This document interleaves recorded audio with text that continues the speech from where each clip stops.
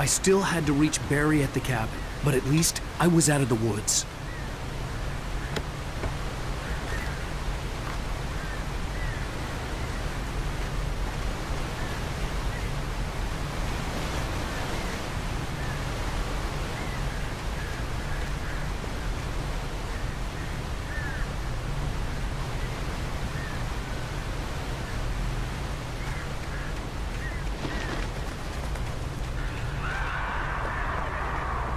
I'd have to get the car from the locked garage. It would get me back to Barry faster, and the headlights were a welcome bonus.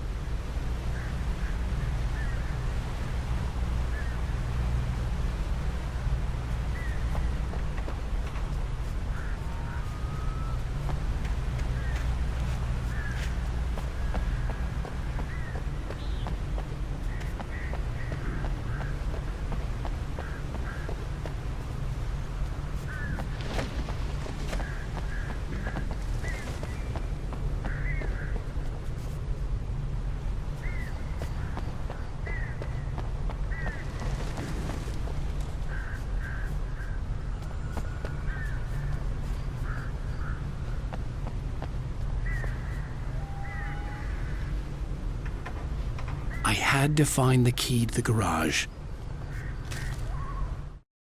The FBI agent's command froze me in place. I considered surrender. It was all falling apart anyway.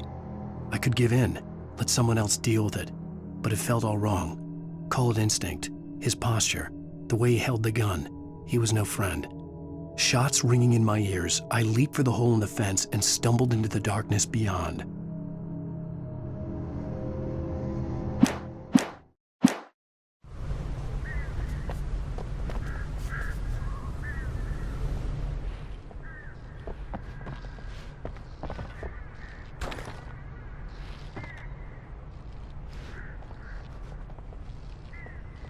I needed the garage key to get to the car.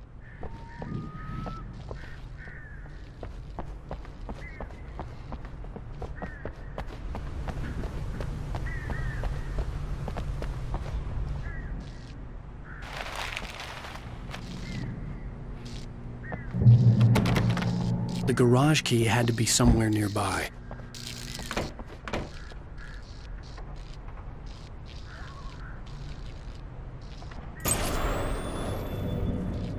A story is not a machine that does what you tell it.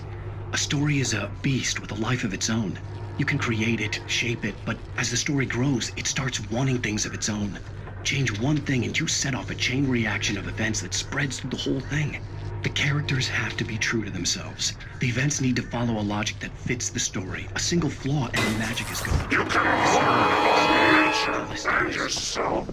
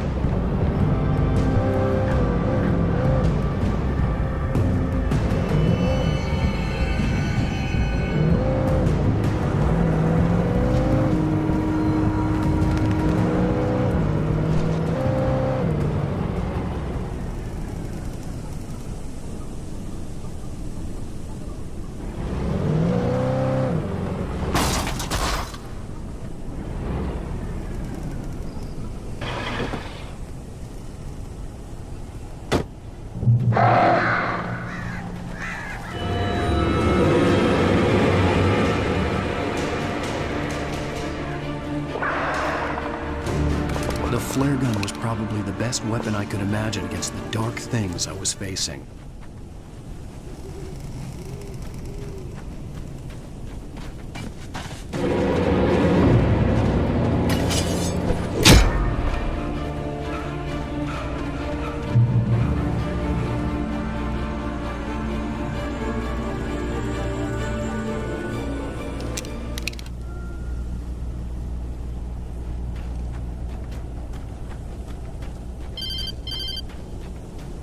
It was the kidnapper. You son of a bitch! Where's my wife? Enough horseplay, Wake. You deliver the manuscript, and you can have your woman back. Simple as that. I don't... Listen. I'm gonna need time to finish it. I still need to write the ending. I need... a week. It's not done. I need a week. 2 days. The old Bright Falls coal mine is nearby. You can find it easy, city boy. The main building, there at noon. You bring the manuscript, you'll get your wife. If not, well, get me? Yes, I get you.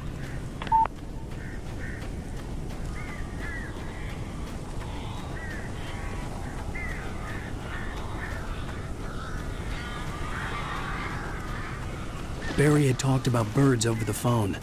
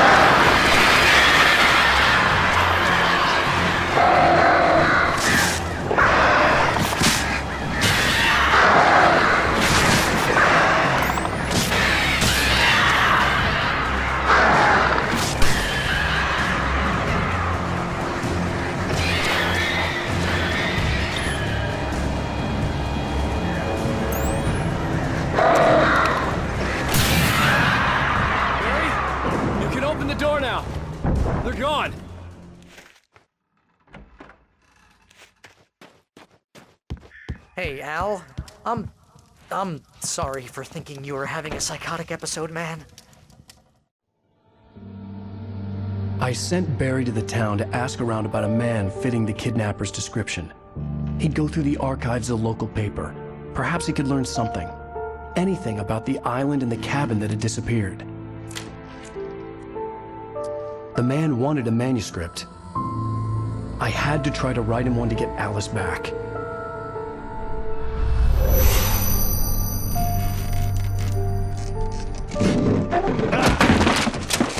For me, the supernatural had always been nothing but a metaphor for the human psyche, a tool to use in writing fiction. Now, it was happening for real, and I couldn't put a single word on paper.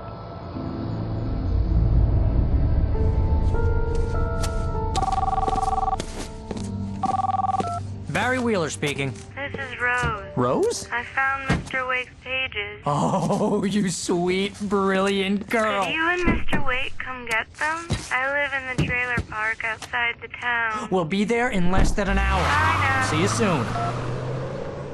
Have a great day. Hope you come back soon. Welcome to the Oh Dear Diner. Good girl.